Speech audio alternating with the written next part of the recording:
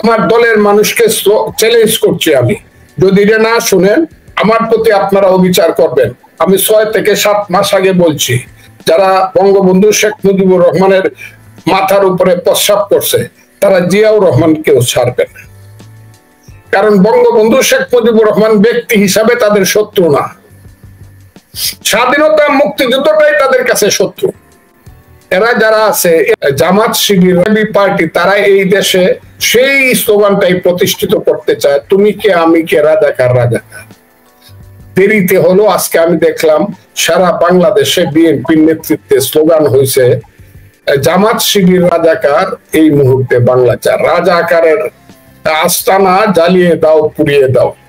এই স্লোগানগুলো এবং জামাতের বিরুদ্ধে এবং রাজাকারের বিরুদ্ধে ভীষণ, বা আমি সবচেয়ে বিশ্বাসী মনে করি এই কারণে যে আর যাই হোক এই দেশটা রাজাকারের হাতে যাবে না, কারণ বিএনপি নিজেকে এখন বুঝতে পারছে এবং চিনতে পারছে যে জামাত রাজাকাররা কোন শ্রেণীর সাপ এবং শত্রু। এখন যেভাবে ইলেকশন করতে চাচ্ছে ইউনূস, একদিকে হলো বিএনপি আর একদিকে হলো ধর্ম ব্যবসায়ীরা আন্ডার দ্য লিডারশিপ অফ জামাত, আওয়ামী লীগ আসবে না। কিন্তু মধ্যবর্তী যদি ওই যে বাঙালি জাতীয়তাবাদের পক্ষে, বাঙালি রাজনীতির সংস্কৃতি রাজনীতির পক্ষে কোন শক্তি না আসে, তাইলে সেকেন্ড হবে কে? আওয়ামী লীগ না আসলে সেকেন্ড হবে জামাত সহ ধর্ম ব্যবসায়ীরা। তখন কিন্তু বাংলাদেশের মুক্তিযুদ্ধের একটা থ্রেট প্রতি মুহূর্তে প্রতি সেকেন্ডে থাকবে। এটা বাংলাদেশের সবাইকে ভাবতে হবে। তো ফজলু ভাই, যদি তাই হয়, এখন ধরেন বিএনপি প্রথমে আওয়ামী লীগকে নিষিদ্ধ করার প্রশ্নে খুব কড়া অবস্থান নিল যে না, এটা হবে না।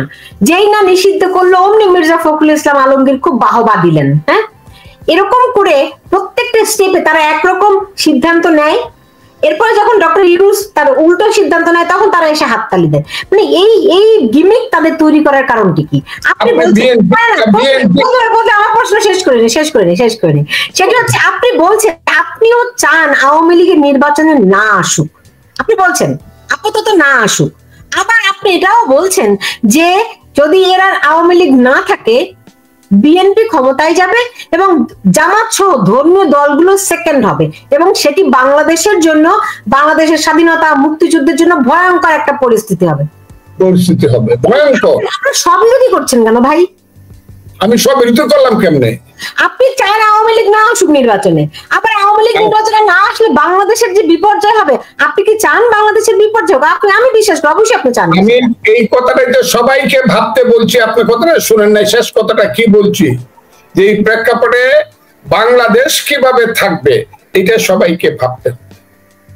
আমি কথাটা তো বলছি, আপনি আমাকে দিয়ে কি বলাইতে চান? আমি যদি বলতে থাকি আপনারা এই দেশটাকে এই সর্বনাশের দিকে নিলেন কেন? আপনি যে আওয়ামী লীগ যারা স্লোগান দেন একেবারে মুক্তিযুদ্ধের চ্যাম্পিয়ন, তারা কেন এই কাজটা করলেন? আপনারা বলছি না, মানে আপনাকে উদ্দেশ্য করে বলছি, আপনাকে প্রতীক হিসাবে ধরে বলছি, আওয়ামী লীগকে বলছি যে 15 বছরের ক্ষমতা তাইকিয়া এমনই করলেন যে করে বাপ দাদার নাম ভুলাই দিলেন। এমনই করলেন। কেন করলেন? কেন আসেন না দেশে? আসেন না দেখি। একটা লোক বাংলাদেশে নাই আওয়ামী লীগেরা বলবে বড় গলার লোক, বড় গলার, ছোটরা কইতে পারে খুব চুপে চাপে। হাটে যে আওয়ামী লীগের লোকেরা আমি দেখি, মনে হয় যেন এরা কবর থেকে উঠে আসছে। কেন? এমন কি মহাপাপ করছেন 15 বছর, যে এখন একেবারে মাথা নিচু করে হাঁটে? আমি দেখি তো প্রতিদিন। কাজে খালি ফজলুর রহমানের প্রশ্ন করলে কি লাভ হইব? আপনারা কেন এটা করলেন? এটা আগে বলেন। আপনারা কেন মুক্তিযুদ্ধের কথা কয়ে মহাপাপটা করলেন? আর সেই মহাপাপ করার কারণ তো আজকে মুক্তিযুদ্ধ মৃত্যুর পথযাত্রী। এই হলো কথাটা আমার। তবে হ্যাঁ, রাজনীতি আমি আপনাকে বলি, যদি রিয়েল ইলেকশন হয় এবং ইউনূস সাহেবরা যদি নির্বাচন কমিশন, ইউনূস সাহেবরা যদি কোনো ধরনের পক্ষপাতিত্ব না করে সবাইকে ইলেকশন করতে দেয়, তাহলে আমি একটা কথা বলে দিলাম, আওয়ামী লীগ বিশাল মেজরিটি হবে, কিন্তু ধর্ম ব্যবসায়ীরা দ্বিতীয় শক্তি হইতে পারবে না। বেনামে হইলে পরেও নতুন শক্তি এখানে আইসা পড়বে, ইমরান খানের মতো। যে জামাত যদিও বিএনপির ভিতরের মধ্যে অনেক বেশি পলিউটেড করছে, অনেক বেশি গত ওই 2001 সনের পর থেকে অনেক বেশি জামাত আওয়ামী লীগের ভিতরে ঢুকে নাই, ঢুকছে কিনা বলে। এই যে আজকে সার্জিস আলম, এই যে সাপের বাচ্চাগুলা, এরা কি? এরা দুইটা বক্তৃতা আজকে আমি শুনতেছিলাম বঙ্গবন্ধু সম্পর্কে। সার্জিস আগে কি বক্তৃতা করছে আর এখন কি করছে আপনারা তো শুনেন নিশ্চয়ই। সাপ, এবং এরা হলো রিয়েলি এরা হলো জামাতের ডালপালা। এদেরকে এনসিপি বলে তো লাভ নাই, এদের সৃষ্টি তো হচ্ছে ওখান থেকে, জামাত থেকে এদের সৃষ্টি। হাসনাত বলে ন বলেন, এরা তো ছাত্রলীগের ভিতরে ঢুকে বসেছিল, বিএনপির ভিতরে নাই। এটা কে বলবে? আমি তো উদাহরণ দেখাইলাম, জালকাঠি একটাকে যে নমিনেশন নিছে কি ডক্টর ফক্টর রাজাকারের আল বদরের বাচ্চাগুলা, এগুলা তো বিএনপি করছে, কইছে আমি বিএনপির নেতা। কাজেই বিএনপি কে কিছু বিভ্রান্ত করতে পারছে এবং হয়তো বা আগামী দিনে করবে। কিন্তু আমি খুব ক্লিয়ারলি বলতে চাই, আপনার প্রশ্নের টোটাল উত্তর না দিয়ে বলতে চাই, আজকে আওয়ামী লীগ এই দেশে নাই, রাজনৈতিক ভাবে নাই। আমি কথাটা বললাম, আদর্শগত ভাবে ওই যে আমি বলি যে বাঙালি রাজনীতি, বাঙালি যতদিন থাকবে আওয়ামী লীগের আদর্শিক রাজনীতি থাকবে। সেইখানে জামাত, আলবদর, রাজাকার, মোল্লা মৌলবীরা এবং স্বাধীনতা বিরোধী শক্তি, এইসব এনসিপি টেনসিপি মিলেটিলিয়া, এরা স্বাধীন 71-এর বিরুদ্ধে স্ট্যান্ড নিছে। 71 নাই। এখন 71 কে বলবে? বিএনপি যদি না বলে যে না আমার 71, আমি আমার দলে, কালকে দেখলাম এই কথাটা আসতেছে না, বিএনপি যদি না বলে যে না 71 আমাদের নেতা এবং আমাদের দলের অনেকেই, এখনো জাতীয়তাবাদী মুক্তিযোদ্ধা দল আছে, বিএনপিতে অনেক মুক্তিযোদ্ধা আছে। গত 10 বছর যাবত আমি মুক্তিযোদ্ধা দলের প্রত্যেকটা মিটিং এ যাই, অনেক মুক্তিযোদ্ধা বাংলাদেশে, তারা কিন্তু এইসবের সাথে নাই, তারা কিন্তু 71-এর সাথে। কাজে বিএনপি যদি 71-এর জায়গাটাতে যদি নিজে না দাঁড়ায়, এইখানে যেমন পৃথিবীতে কোনো কিছুই গ্যাপ থাকে না, এই গ্যাপটা পূরণ করার জন্য, মুক্তিযুদ্ধের গ্যাপটা পূরণ করার জন্য আর একটা শক্তি এখানে আসবে। আমাকে কেউ কি রাজনীতি কি আমাকে প্রতারণা করেছিল? আমার জীবনের অভিজ্ঞতায় কি এমন কোন কালো দাগ আছে যে দাগ আমাকে ভবিষ্যৎ দেখতে দেয়নি? আমি খুব আজকে অবাক হই। কেন 5ই আগস্টের পরে কিছুদিন মোটামুটি ইউনূস সাহেব আসলো, আজকে আবার দেখলাম ইউনূস সাহেব কি এই আন্দোলনের কি স্থপতি না বা দেশের কি কি কি কি করার জন্য হাইকোর্টে গেছে, হাইকোর্ট আবার রুল দিছে। হায়রে দেশ, হায়রে দেশ, হায়রে দেশ। ইউনূস সাহেবের কি? ইউনূস সাহেব তো দেশটাকে জাহান্নামে নিচ্ছে। উনি তো ঝগড়া লাগায় দিয়া বাঘে সিংহে যখন যুদ্ধ লাগছে তখন শেয়ালে গর্তের থেকে যেমন হাততালি দিয়া কইছে মামার জয়, মামার জয়। কারণ বাঘ সিংহরেও মামা ডাকে, শেয়াল সিংহরেও মামা ডাকে, বাঘেরও মামা ডাকে। কাজে মামার জয় করলে যেই জয় লাভ করে তার মামাই তো জয় লাভ করে। ইউনূস সাহেব তো এই রোলটা নিয়েছে। দেশে যখন এখন আগুন লেগেছে, তার দিনের বন্ধুরা এবং রাতের বন্ধুরা যখন যুদ্ধ লেগেছে, তখন উনি হাততালি দিয়ে বলছে মামার জয়, মামার জয়। কার জয় হয়? যার জয় হয় তখন তিনি বলবেন আমি তো হাততালি দিয়ে আগেই বলছিলাম মামার জয়, আপনি তো আমার মামা। সেই ইউনূস সাহেবকে আবার কি কি স্থপতি টপতি ঘোষণা করতে হবে? হায়রে দেশ। এটা আবার হাইকোর্ট আবার রুল দেয়। হাইকোর্টের ব্যাপারে আমি কিছু বলবো। হাইকোর্ট আমার মহান, হাইকোর্টের রুলের ব্যাপারে আমি বিরোধিতা করতেছি না, কিন্তু এটা রুল দেওয়াটা কতটুকু যুক্তিযুক্ত আমি তাই বলছি।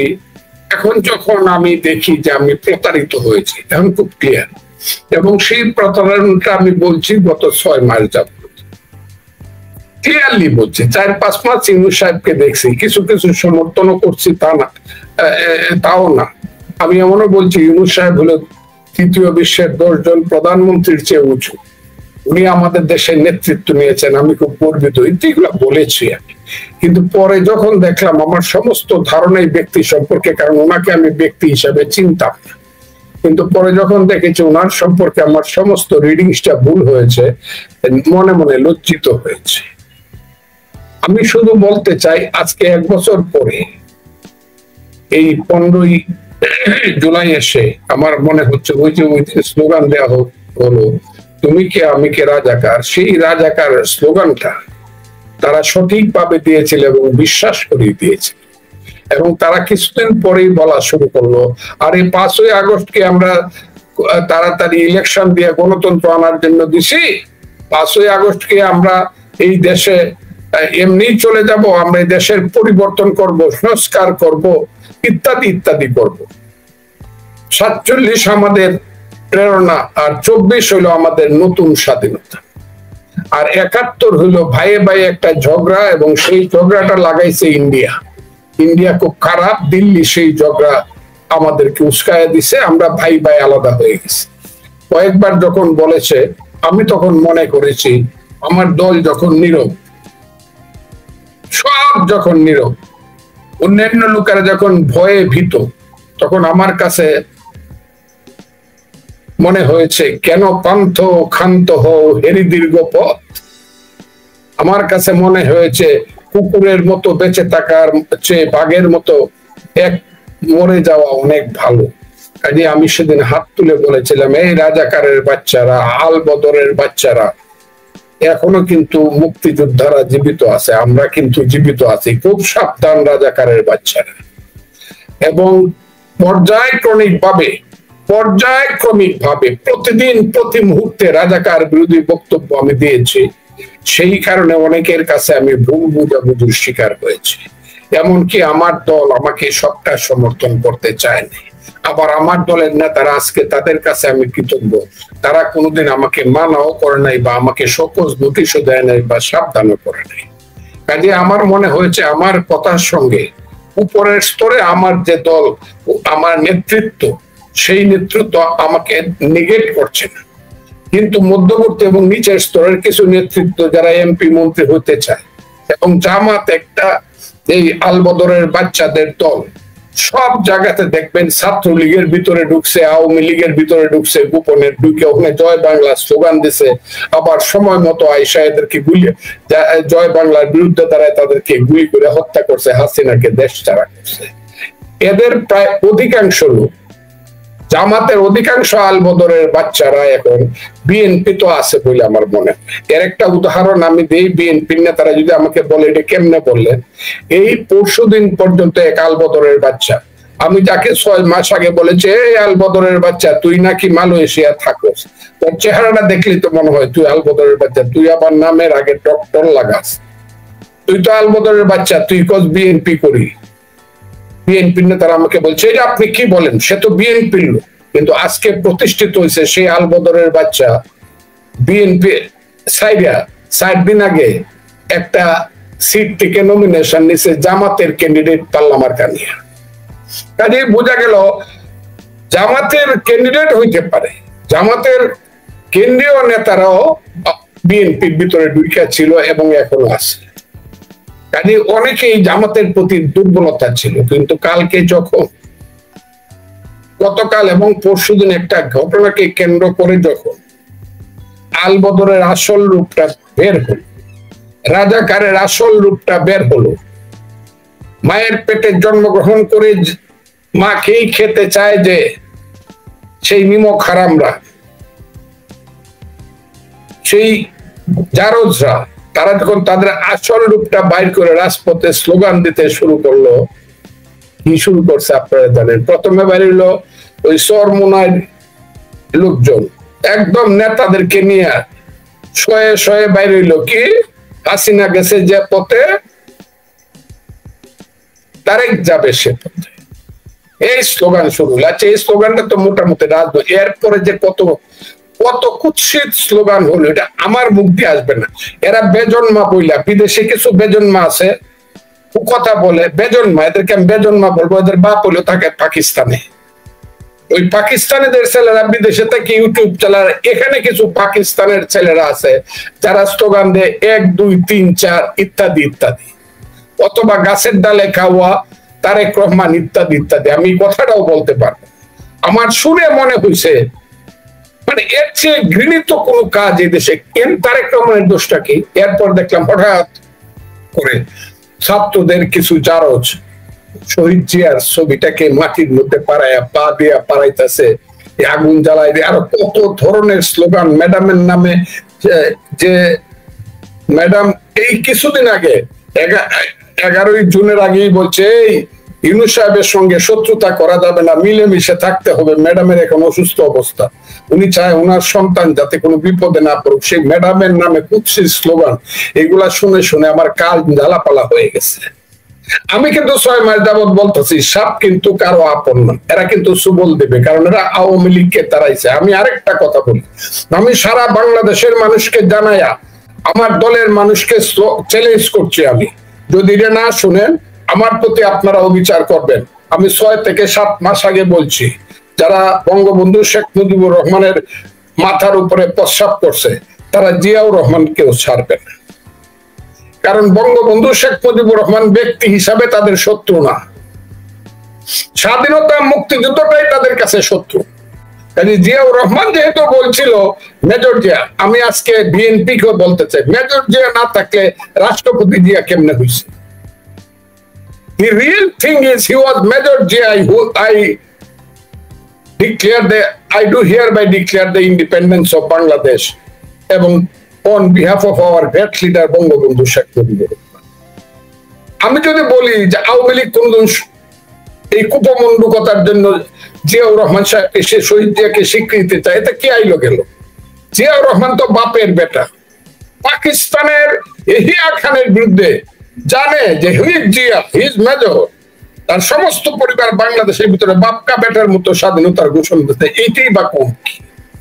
সেই বিএনপি আমি যখন বলেছিলাম যে জিয়াউর রহমান সাহেবের বিপদ আসতেছে, খালেদা জিয়া বিএনপির বিপদে, কারণ আওয়ামী লীগ চলে গেছে, এখন রাজাকার আলবদরদের বিরুদ্ধে যারা এই দেশে হিজবুত তাহরিরের রাজত্ব প্রতিষ্ঠা করতে চায়, যারা আল কায়দার রাজত্ব প্রতিষ্ঠা করতে চায়, যারা লস্করে তৈয়বার নেতৃত্বে 5ই আগস্ট করছে বলে লস্করে তৈয়বার লোকজন দাবি করে যে আমরা 71-এর প্রতিশোধ নিছি, ওই সব আলবদর রাজাকারের বাচ্চারা বিএনপি কে রাইকা তাদের শান্তি নাই। তারা মনে করে বিএনপি পথের কাঁটা হয়ে দাঁড়াবে এক সময়, কারণ বিএনপির নেতা তো মুক্তিযুদ্ধ করছে, কাজে বিএনপি কে তারপরে শেষ করে দিতে হবে। সেই কারণে পরশু এবং গতকাল যে স্লোগানগুলা বিএনপির বিরুদ্ধে জনাব তারেক রহমান, দেশনেত্রী বেগম খালেদা জিয়া এবং শহীদ জিয়ার বিরুদ্ধে হয়েছে, এইগুলো হলো তার খুব প্ল্যান প্রোগ্রাম করে, এটারও নীল নকশা। বিএনপি কে ধ্বংস করে দিবে, বিএনপি চাঁদাবাজ, বিএনপি খুনি, বিএনপি এই বিএনপি, মানে বিএনপির মতো খারাপ। অথচ 16টা বছর যাবৎ বিএনপি নিজেদের সবকিছু উৎসর্গ করে জীবনকে বাজি রেখে, অনেকে বলে মানুষ রাজনীতি জুয়া খেলে টাকা দিয়া, রাজনীতি খেলে মানুষ জীবন দিয়া। জুয়া হারলে টাকা চলে যায়, কিন্তু রাজনীতিতে হারলে জীবন চলে যায়। সেই জীবন যৌবন সব হারাইছে বিএনপি এবং অন্যান্য কিছু বিরোধী দল। 16 বছর আন্দোলন করছে, এখন এসে বিএনপি কে এমন ভাবে স্লোগান দিচ্ছে ঢাকা বিশ্ববিদ্যালয়ে, আমার খুব খারাপ লাগে, খুব খারাপ লাগে। আমি আপনাকে খুব ক্লিয়ারলি বলছি, ঢাকা বিশ্ববিদ্যালয় এখন রাজাকারের বাচ্চারা দখল করে বসে আছে, এদের নাম হলো শিবির। এরাই কালকে প্রথম স্লোগান দিয়ে, পরশুদিন প্রথম স্লোগান দিয়ে, এরাই আজকে বলে যে আমরা বিএনপি অফিস গিয়ে নয়াপল্টনে দখল করে ফেলি। আমি আপনাদের কাছে খুব ক্লিয়ারলি বলতে চাই, এখন যে আজকের যে স্লোগানটা ছিল তুমি কে আমি কে রাজাকার রাজাকার, এই স্লোগানটা জামাত সহ সমস্ত সাম্প্রদায়িক শক্তি এবং ইসলাম নামের ধর্ম ব্যবসায়ী শক্তি এবং এই যে ছোট ছোট এনসিপি টেনসিপি, আমি খুব ক্লিয়ারলি বলি, এরা যারা আছে এবি পার্টি, তারা এই দেশে সেই স্লোগানটাই প্রতিষ্ঠিত করতে চায়, তুমি কে আমি কে রাজাকার রাজাকার। দেরিতে হলো, আজকে আমি দেখলাম সারা বাংলাদেশে বিএনপির নেতৃত্বে স্লোগান হয়েছে জামাত শিবির রাজাকার, এই মুহূর্তে বাংলা চার, রাজাকারের আস্তানা জ্বালিয়ে দাও, পুড়িয়ে দাও। এই স্লোগানগুলো এবং জামাতের বিরুদ্ধে এবং রাজাকারের বিরুদ্ধে ভীষণ, বা আমি সবচেয়ে এই ব্যাপারে এখন আমি কি বলবো, আমি এখন নিজেকে অনেক বেশি বিশ্বাসী মনে করি, এই কারণে যে আর যাই হোক এই দেশটা রাজাকারের হাতে যাবে না, কারণ বিএনপি নিজেকে এখন বুঝতে পারছে এবং চিনতে পারছে যে জামাত রাজাকাররা কোন শ্রেণীর সাপ এবং শত্রু, এবং দেশটা খুব ক্লিয়ার হয়ে, এবং আমি মনে করি এই দেশটাকে মুক্তিযুদ্ধের পক্ষে রাখতে হবে। 5ই আগস্ট যা হয়ে গেছে সেইটাকে যদি এই দেশে ফিরিয়ে আনতে হয় নতুন দিন, তাহলে নিশ্চিতভাবে তারেক রহমানের সঙ্গে ইউনূস সাহেব যে কথা দিয়েছিলেন, যে কথা থেকে সরার জন্য ইউনূস সাহেব এইসব করতেছে বলে আমি মনে করি। কারণ ইউনূস সাহেব গত 2-3 দিনে একটা কথা বলেন, উনি খুব নীরব, দেশে এত কিছু হয়ে যাচ্ছে উনি খুব নীরব, কোনো কথা বলেন। ইউনূস সাহেবের উচিত হলো দ্রুত নির্বাচন দেওয়া, ডিসেম্বরের মধ্যে প্রস্তুতি নেওয়া, ডিসেম্বরের মধ্যে ইলেকশন দেওয়া উনার সরে যাওয়া উচিত। এবং রাজনীতিবিদদের হাতে ক্ষমতা আসুক, রাজনীতিবিদদের হাতে যদি দেশের দায়িত্ব না আসে এই দেশ ঠিক হবে না। ইউনূস সাহেবরা চক্রান্ত করিয়া সেন্ট মার্টিন দিয়া দিবে, চট্টগ্রাম বন্দর দিয়া দিবে, করিডোর দিয়া দিবে, আরো অনেক কিছু দিয়া দিবে, কিন্তু দেশ ঠিক। অনেকগুলো বিষয় আপনার কাছে আমার জানার আছে। ধরেন বিএনপির সঙ্গে জামাতের সম্পর্কটা ঐতিহাসিক, নানান কারণে ঐতিহাসিক, আপনিও জানেন, আমি জানি, সবাই জানে।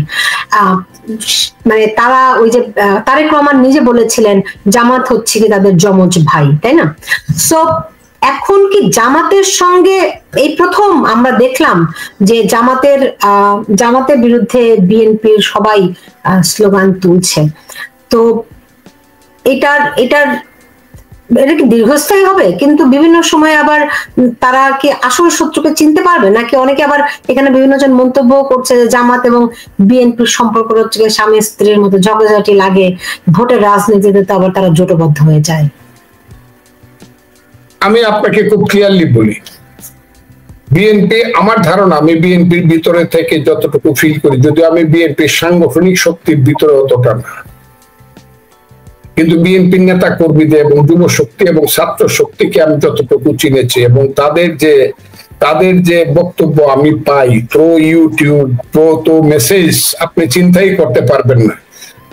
কালকে পরশু তার আগের দিন, এবং প্রতিদিন প্রায় বিএনপির যুবক ছাত্রদের সঙ্গে আমার দেখা হয়, কেউ না কারোর সঙ্গে দেখা, এবং প্রত্যেকেই আমাকে ধরে বলে আপনি যা করতেছেন নিজেই ঠিক আছে।